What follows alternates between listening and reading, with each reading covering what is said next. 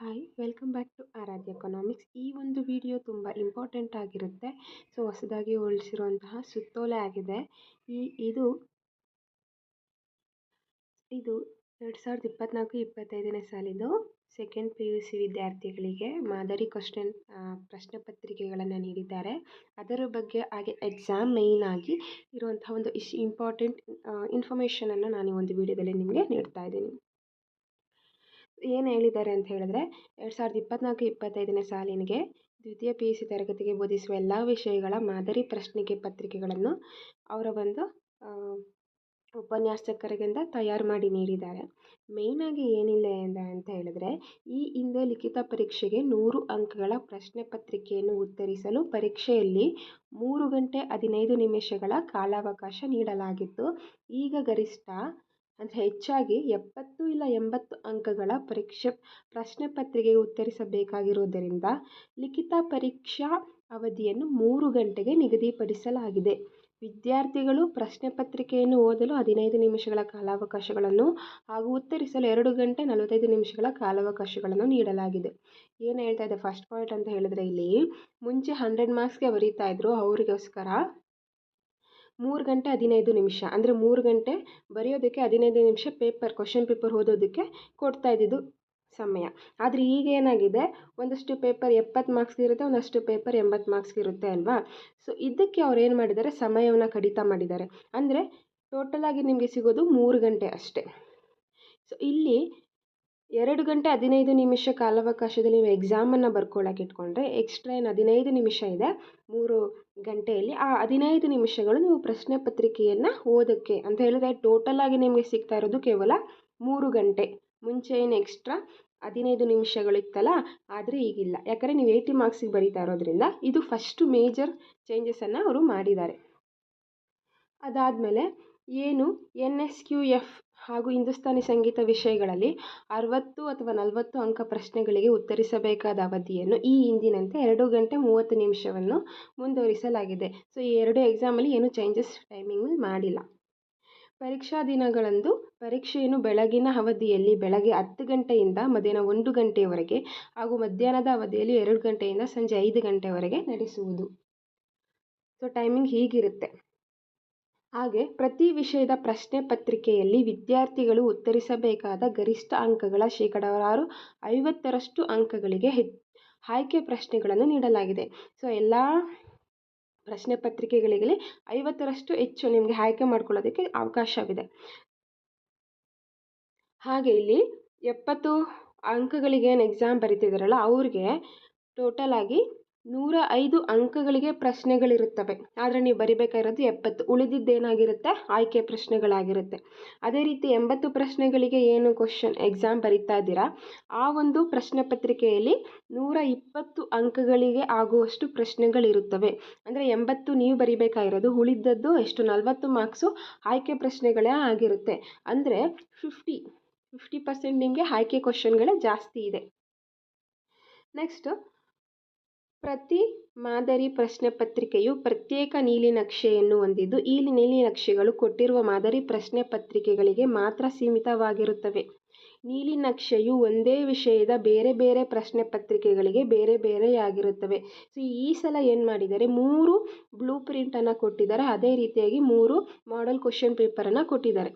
So ಮೊದಲನೇದು blue print ಇದೆ, ಅದರ ಕೆಳಗೇನೆಯಲ್ಲಿ ಕ್ವಶನ್ ಪೇಪರ್ ಇದೆ. ಅಂದರೆ ಬ್ಲೂ ಪ್ರಿಂಟಿಗೆ ತಕ್ಕನಾಗಿ ಒಂದು ಮಾಡೆಲ್ ಕ್ವಶನ್ ಪೇಪರನ್ನು ಅವರು ನೀಡಿದ್ದಾರೆ. ಟೋಟಲ್ ಆಗಿ 3 ಬ್ಲೂ ಪ್ರಿಂಟ್ ಇದೆ, ಅದ್ರ ಜೊತೆಯಲ್ಲಿ 3 ಮಾಡೆಲ್ ಕ್ವಶನ್ ಪೇಪರ್ ಪ್ರತಿ ಪ್ರಶ್ನೆ ಪತ್ರಿಕೆಗೂ ಇದೆ. ಓಕೆ, ಪ್ರತಿ ವಿಷಯದಲ್ಲೂ ಪ್ರಶ್ನೆ ಪತ್ರಿಕೆಯನ್ನು ಅಧ್ಯಾಯವಾರು ಅಂಕಗಳ ಹಂಚಿಕೆಯನ್ನು ಆಯಾ ಅಧ್ಯಾಯಗಳಿಗೆ ಮೀಸಲಾದ ಬೋಧನಾ ಅವಧಿಯ ಆಧಾರದ ಮೇಲೆ ನಿಗದಿಪಡಿಸಲಾಗಿದೆ. ಹೀಗೆ ನಿಗದಿಪಡಿಸಲಾಗಿರುವ ಅಂಕಗಳು ವ್ಯತ್ಯಾಸವಾಗದಂತೆ ಪ್ರಶ್ನೆ ಪತ್ರಿಕೆಯನ್ನು ತಯಾರಿಸಲಾಗಿದೆ. ನೀವು ಟೆಕ್ಸ್ಟ್ ಬುಕ್ಕಲ್ಲಿ ನೋಡಿದ್ರೆ ಗೊತ್ತಿರುತ್ತೆ ಈ ಒಂದು ಕಾನ್ಸೆಪ್ಟ್ಗೆ ಇಷ್ಟು ಅವಧಿ ಇರುತ್ತೆ ಅಂತ. ಸೊ ಅದೇ ರೀತಿಯೇ ಯಾವ ಚಾಪ್ಟರ್ಗೆ ಎಷ್ಟು ಅವಧಿ ಎಷ್ಟು ಮಾರ್ಕ್ಸ್ ಹಾಕಿರ್ತಾರೋ ಅದೇ ರೀತಿಯೇ ಕ್ವಶನ್ ಪೇಪರ್ಗಳನ್ನು ಮಾಡಾಗಿಲ್ಲ. ಅಂದರೆ ಬ್ಲೂ ಪ್ರಿಂಟ್ ಏನಿದೆ ಅದ್ರ ತಕ್ಕನಾಗೆ ಕ್ವಶನ್ ಪೇಪರನ್ನು ಮಾಡಿದ್ದಾರೆ ಅಂತ.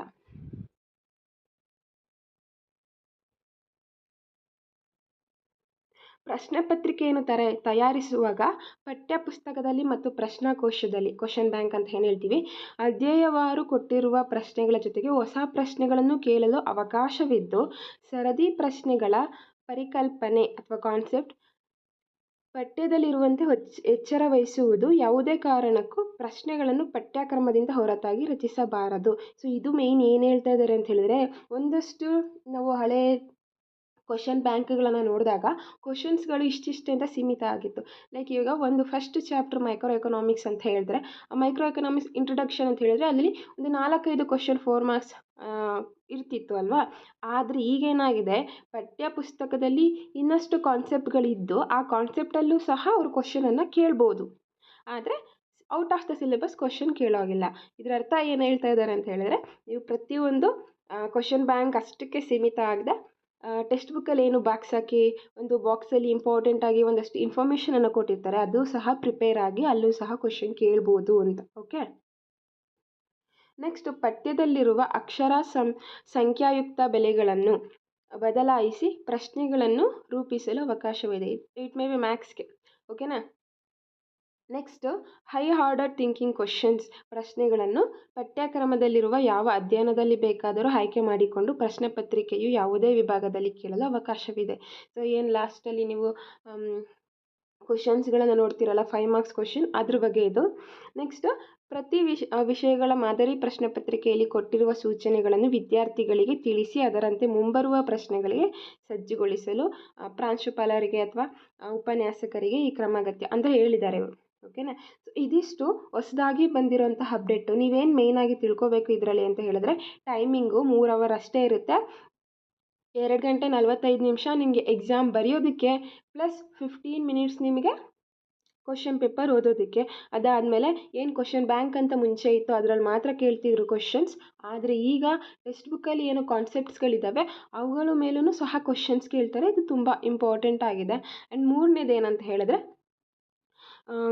Question papers, model question papers 3 ಹೊಸ ಬ್ಲೂ ಪ್ರಿಂಟ್ ಇದೆ ಆ್ಯಂಡ್ 3 ಹೊಸ ಕ್ವಶನ್ ಪೇಪರ್ಸ್ ಬಂದಿದೆ, model question papers. So model question paper ಮತ್ತು ಬ್ಲೂ ಪ್ರಿಂಟನ್ನು ನಾನು ಎಕನಾಮಿಕ್ಸ್ ಸಬ್ಜೆಕ್ಟಲ್ಲಿ ನೆಕ್ಸ್ಟ್ ವೀಡಿಯೋಗಳಲ್ಲಿ ಅಪ್ಲೋಡ್ ಮಾಡ್ತೀನಿ. ಇದಿಷ್ಟು ಬಂದಿರೋಂತಹ ಮುಖ್ಯವಾಗಿರುವಂತಹ ಅಪ್ಡೇಟ್ ಆಗಿರುತ್ತೆ. ಯಾವತ್ತು ಅಪ್ಡೇಟ್ ಆಗಿದೆ ಅಂತ ಹೇಳಿದ್ರೆ 11/9/24, ಅಂದರೆ ನಿನ್ನೆ ಈ ಒಂದು ಸುತ್ತೋಲೆಯನ್ನು ಹೊರಡಿಸಿದ್ದಾರೆ. ಓಕೆನಾ. ಮೇ ಬಿ ಇದು ಚೇಂಜಸ್ ಆಗ್ಬೋದು, ಆಗ್ದಲೇ ಇರ್ಬೋದು. ಓಕೆನಾ. ಸೊ ಅವ್ರು ಆಲ್ರೆಡಿ ಸುತ್ತೋಲೆ ಕೊಟ್ಟಿದ್ದಾರೆ ಅಂತ ಹೇಳಿದ್ರೆ ಕಂಟಿನ್ಯೂ ಆಗುತ್ತೆ, ನೋ ಡೌಟ್ ಇದರಲ್ಲಿ.